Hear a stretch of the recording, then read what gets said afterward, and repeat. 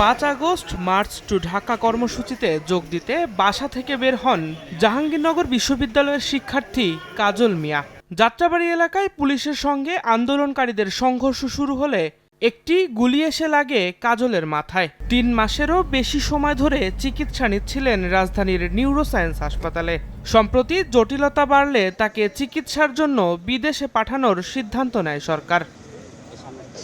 রোববার দিবাগত রাত 1:45টার দিকে নিউরোসায়েন্স হাসপাতাল থেকে হযরত শাহজালাল আন্তর্জাতিক বিমানবন্দরে নিয়ে আসা হয় কাজলকে।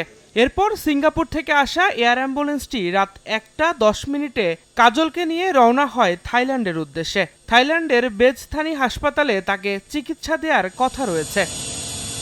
বিমানবন্দরে কাজলের শারীরিক পরিস্থিতি নিয়ে গণমাধ্যমের সামনে কথা বলেন চিকিৎসকরা। জ্বর থেকে সেপ্টিসেমিক শক আমরা যেটা বলি, এইটা ডেভেলপ করে সাথে তার প্লুরাল ইফিউশন, লাংসে পানিও আসে।